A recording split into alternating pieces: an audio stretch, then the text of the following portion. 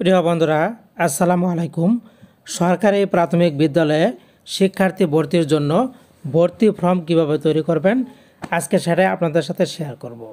তো চলুন শুরু করা যাক। তো বন্ধুরা খেয়াল করুন, এটা কিন্তু আমার বিদ্যালয়ের জন্য আমি ভর্তি ফর্মটা তৈরি করেছি। আমার বিদ্যালয়ের নাম হচ্ছে শিলমন সরকারি প্রাথমিক বিদ্যালয়, শিলমন, টঙ্গী, গাজীপুর।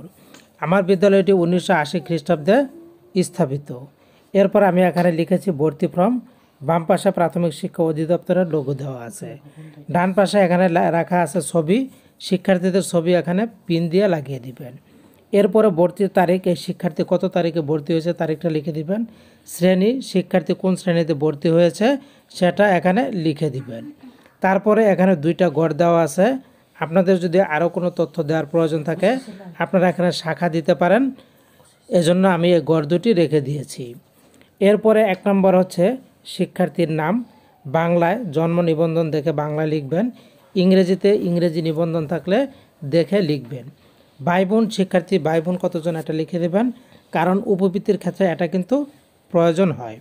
রক্তের গ্রুপ, শিক্ষার্থীর রক্তের গ্রুপ আপনারা জানবেন, জেনে এখানে ডকুমেন্টস নিয়ে তারপরে লিখবেন, কারণ ইউনিক আইডিতে শিক্ষার্থীর রক্তের গ্রুপ কিন্তু দিতে হয়। এরপরে 2 নম্বর হচ্ছে শিক্ষার্থীর জন্ম নিবন্ধন। অবশ্যই তার 17 ডিজিটের জন্ম নিবন্ধন নাম্বারটা দেখে এখানে লিখে দিবেন, তার জন্ম তারিখটা এখানে লিখে দিবেন। এরপর যে তথ্যটা এখানে আমরা দিয়েছি 3 নাম্বারটা অপশন হচ্ছে শিক্ষার্থীর পিতার নাম। শিক্ষার্থীর পিতার এনআইডি দেখে নামটা বাংলায় লিখবেন, এনআইডি দেখে নামটা ইংরেজিতে লিখবেন। পিতার পেশাকে এখানে লিখে দিবেন। পিতার শিক্ষাগত যোগ্যতা এখানে লিখে দিবেন। এরপর 4 নম্বরে আমরা লিখেছি পিতার এনআইডি নম্বর, এনআইডি নাম্বারটা এখানে লিখতে হবে।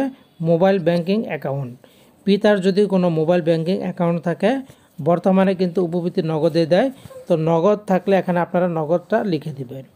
এরপরে 5 নম্বরে দিতে হবে পিতার মোবাইল নাম্বার, পিতার এনআইডি দ্বারা রেজিস্ট্রিত কি না। পিতার যে মোবাইল নাম্বারটা দিয়েছে সেই মোবাইল নাম্বারটি এনআইডি কার্ড দ্বারা যদি রেজিস্ট্রেশন করা থাকে তাহলে এখানে আপনারা হ্যাঁ লিখে দিবেন। এরপর আমরা চলে যাব 6 নম্বর অপশনে। 6 নম্বর অপশন হচ্ছে মায়ের তথ্য। প্রথমে মায়ের নাম বাংলায় এখানে আইডি কার্ড দেখে লিখবেন, মায়ের নাম ইংরেজিতে লিখবেন, মায়ের পেশা কি, মায়ের শিক্ষাগত যোগ্যতা কতটুকু, মায়ের এনআইডি নম্বর। এরপরে মায়ের মোবাইল ব্যাংকিং অ্যাকাউন্ট, মায়ের যদি মোবাইল ব্যাংকিং অ্যাকাউন্ট থাকে, যেহেতু নগদ আপনারা এখানে নগদ লিখে দিবেন। এরপর মায়ের মোবাইল নাম্বারটা এখানে লিখবেন এবং মা তার এনআইডি দ্বারা মোবাইল নাম্বারটা রেজিস্ট্রেশন করা আছে কিনা, থাকলে এখানে হ্যাঁ লিখে দিবেন। আপনারা জানেন যে প্রাথমিক উপবৃত্তিতে মাকেই গুরুত্ব দেওয়া হয়, সেজন্য মায়ের সকল তথ্য আপনারা আগে নেবেন। এরপরে হচ্ছে 9 নম্বর অপশন, সেটা হচ্ছে অভিভাবকের নাম। অভিভাবকের নাম হচ্ছে বাংলায়, ইংরেজিতে অভিভাবকের এনআইডি নম্বর, অভিভাবকের পেশা, অভিভাবকের শিক্ষাগত যোগ্যতা, শিক্ষার্থীর সাথে অভিভাবকের সম্পর্ক, অভিভাবকের মোবাইল নাম্বার এবং ওনার মোবাইল ব্যাংকিং অ্যাকাউন্ট।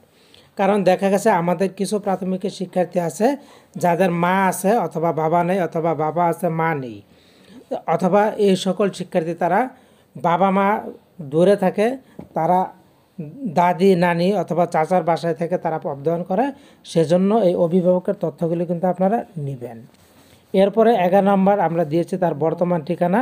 সেটা হচ্ছে বর্তমান ঠিকানা বাড়ির নং, রাস্তার নাম, গ্রামের নাম, ডাকঘর, থানা, ইউনিয়ন, সিটি কর্পোরেশন যে কোনো একটা এবং জেলা।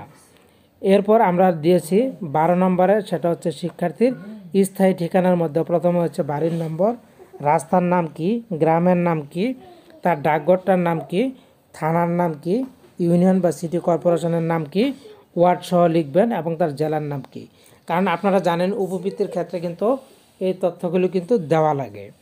এরপর 13 নম্বর আরও একটি গুরুত্বপূর্ণ বিষয় আমরা অ্যাড করেছি, সেটা হচ্ছে অত্র বিদ্যালয়ে অধ্যয়নরত ভাই ও বোনের বিবরণ।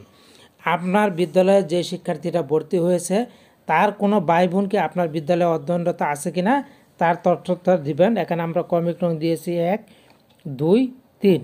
কারণ আপনারা জানেন যে যদি 2 ভাই বোন পড়ালেখা করে তাহলে তাদের উপবৃত্তির ক্ষেত্রে কিন্তু একটাই নাম্বার দিতে হয়।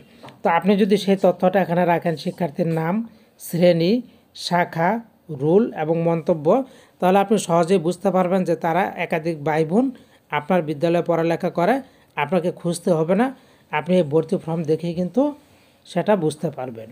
এরপর 14 নম্বরে আমরা লিখেছি যে অপশনটা রেখেছি, যে শ্রেণীতে ভর্তি হইতে ইচ্ছুক সেই শ্রেণীর নাম লিখবেন, পূর্বে অধ্যয়নরত বিদ্যালয়ের নাম, সে পূর্বে কোন বিদ্যালয়ে পড়াশোনা করেছে, পারদর্শিতা আপনারা জানেন যে প্রাথমিক শিক্ষার্থীদের খেলাধুলা হয়, সেজন্য তার কোন ধরনের পারদর্শিতা আছে সেটা লিখবেন, তার শখ কী সেটা লিখবেন, শারীরিক মানসিক যদি কোনো সমস্যা থাকে লিখবেন, কারণ জানেন যে প্রাথমিক বিদ্যালয়ে সকল স্তরের শিক্ষার্থীদের পড়ালেখার জন্য কিন্তু বলা হয়েছে, কারণ আপনারা যারা স্যান্ড ট্রেনিং করেছেন সেখানে কিন্তু বলা হয়েছে যে কেউ যদি বিশেষ চাহিদা সম্পন্ন শিশু থাকে তাদেরকেও কিন্তু বিদ্যালয়ে ভর্তি হতে হবে। তো এখান থেকে আপনারা সহজেই বুঝতে পারবেন কারো মানসিক সমস্যা আছে কি না। 16 নম্বর, তুমি কেন এই বিদ্যালয়ে ভর্তি হতে চাও, শিক্ষার্থী থেকে আপনারা জেনে এখানে এটা লিখে দেবেন। 17 নম্বর হচ্ছে, আপনারা জানেন প্রাথমিক বিদ্যালয়ে কিন্তু কাবিং কার্যক্রম চলমান আছে, সেজন্য আমরা 17 নম্বরে লিখেছি কাব সংক্রান্ত তথ্য, কাবে যোগদান, সে কবে কাবে যোগদান করলো, কাব আইডি, তার কাবের যে আইডিটা সেটা আপনারা লিখবেন, পাসওয়ার্ড, তার পাসওয়ার্ডটা লিখবেন, কারণ যখন তার বিএসআইডি খুলবেন তখন কিন্তু তার কাব আইডি এবং পাসওয়ার্ড থাকে। এরপরে আইডি পাসওয়ার্ড দিয়ে ঢোকার পরে তাদের যে বিএসআইডি শিক্ষার্থীর এই বিএসআইডিটা এখানে লিখে দিবেন। এবং সর্বশেষ আমরা নিচে রেখেছি শ্রেণী শিক্ষকের স্বাক্ষর, শিক্ষার্থীর স্বাক্ষর এবং এদিকে আছে অভিভাবকের স্বাক্ষর। এগুলি আপনারা স্বাক্ষরগুলি নেবেন। এর নিচে কিছু সংযুক্তি আমরা রেখেছি, সংযুক্তিটা খেয়াল করুন। এখানে হচ্ছে সংযুক্তি এক নাম্বার হচ্ছে শিক্ষার্থীর ডিজিটাল জন্ম নিবন্ধন অবশ্যই নেবেন, শিক্ষার্থীর 4 কপি পাসপোর্ট সাইজের ছবি নেবেন, তারপরে এখানে আছে পিতা ও মাতার আইডি কার্ডের ফটোকপি নেবেন, এবং 4 নাম্বার পূর্ববর্তী বিদ্যালয় পরিত্যাগের ছাড়পত্র, কেন সে আগের বিদ্যালয়টা ত্যাগ করেছে সেই ছাড়পত্র নেবেন। এরপরে প্রধান শিক্ষকের স্বাক্ষর সর্বশেষ। তো এই ছিল আমাদের ভর্তি ফর্ম। আশা করছি আপনাদের এই ভর্তি ফর্মটা পছন্দ হয়েছে এবং আপনাদের কাজে লাগবে। তো যদি আপনাদের উপকার হয় তাহলে অবশ্যই লাইক, কমেন্ট, শেয়ার করবেন এবং চ্যানেলটিকে সাবস্ক্রাইব করে রাখবেন।